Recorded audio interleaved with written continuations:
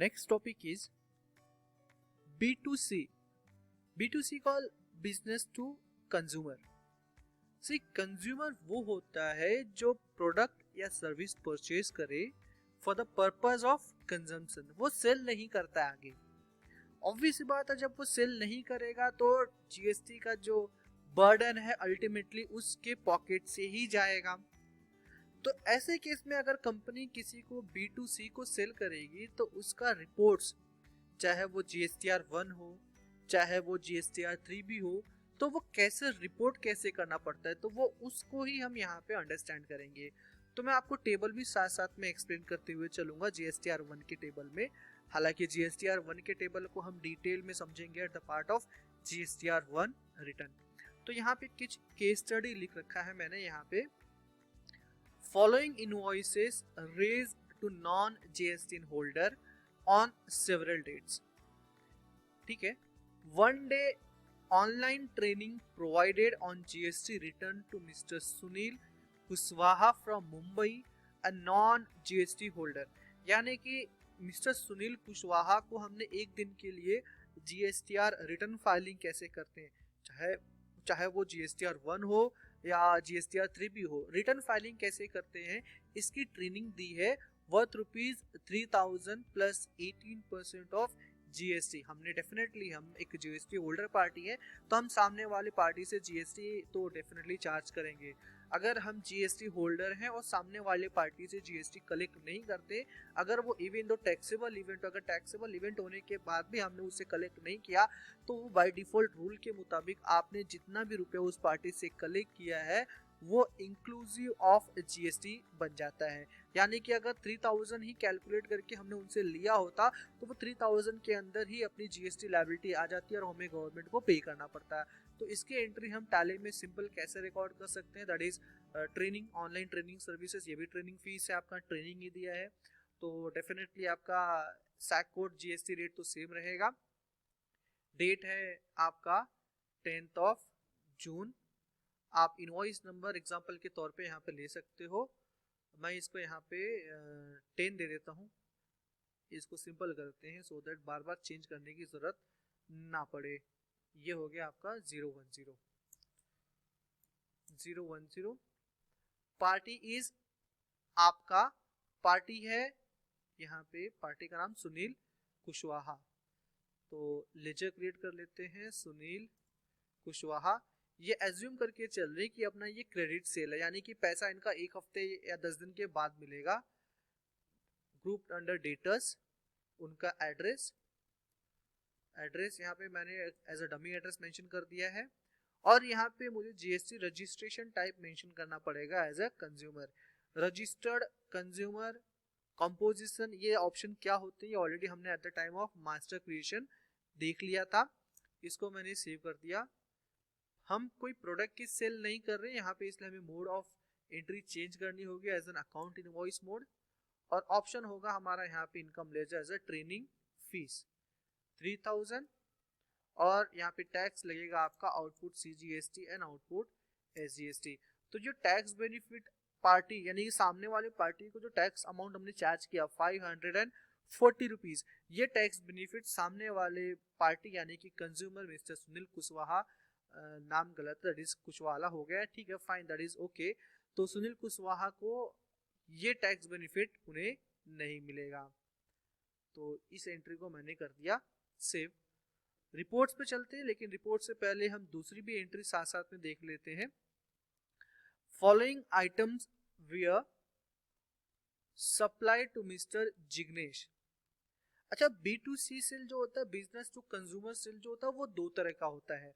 यहाँ पे हमने लिख रखा है कि आप जो B2C सेल करते हो वो एक लार्ज और एक स्मॉल कहलाता है। स्मॉल इन द सेंस क्या होता है कि आप किसी ऐसे कस्टमर को सेल कर रहे हो जो GST में नहीं है, और साथ साथ में आप ऐसे कस्टमर को सेल कर रहे हो जो कि आपके स्टेट में ही बिलोंग करता है। यानी कि महाराष्ट्र में अगर है आपका ऑफिस महाराष्ट्र GST होल्डर हो आप, तो आप महाराष्ट्र के अंदर आप ऐसे पार्टी को सेल करो जो कि GST रजिस्ट्रेशन होल्डर नहीं है, तो ये आपका B2C स्मॉल बन जाता है।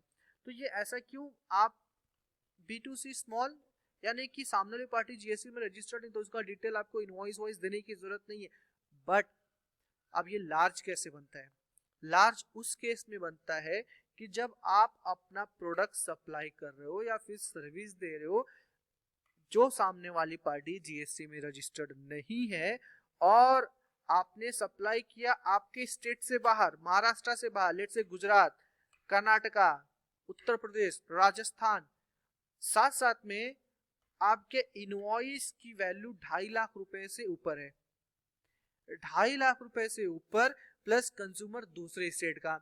तो ऐसा क्यों? क्योंकि वो दूसरे स्टेट में बिलोंग करता है और 2.5 लाख रुपए का ऐसा कौन सी पार्टी भाई जो माल परचेज कर रही है? हो सकता है वो कंज्यूमर नहीं, वो अनरजिस्टर्ड डीलर हो जो दूसरे स्टेट से माल परचेज कर रहा है। तो ऐसे केस में जो भी पार्टी दूसरे स्टेट से माल परचेज करके सेल कर रही है तो डेफिनेटली उसको जीएसटी में रजिस्ट्रेशन करना पड़ेगा, उसका टर्नओवर चेक करना पड़ेगा।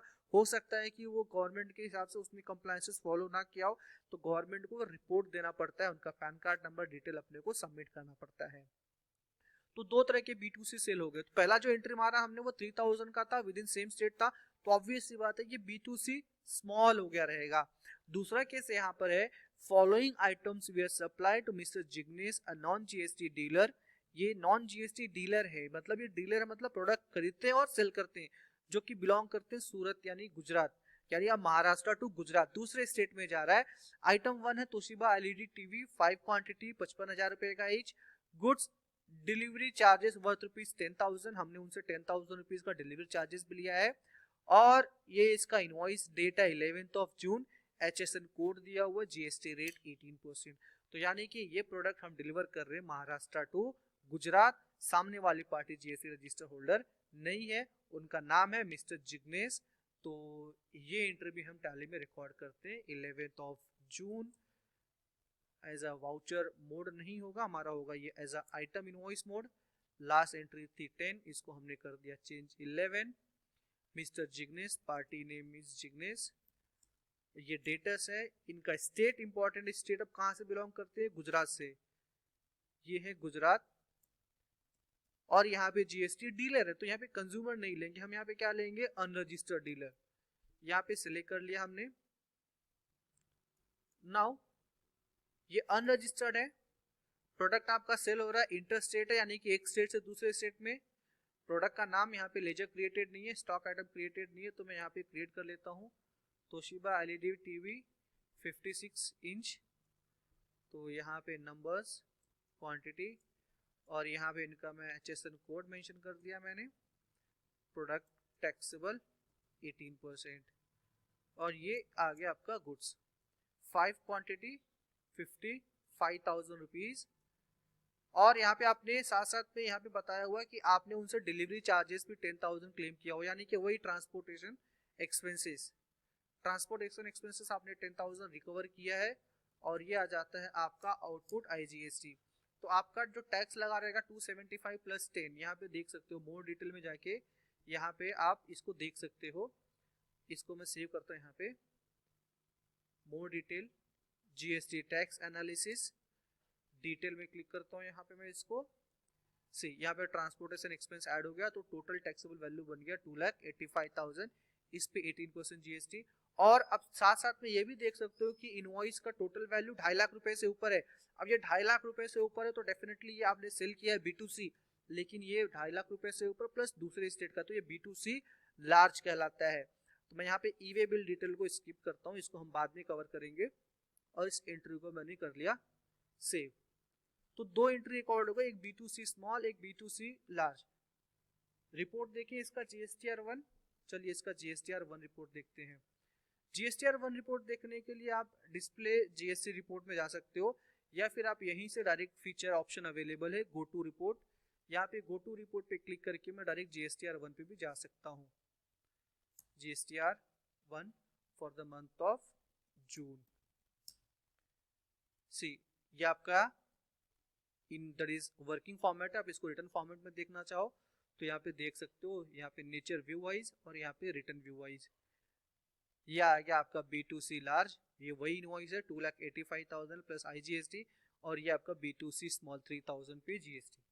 So this is the difference, B2C small कब कहलाता है और B2C लार्ज कब कहलाता है।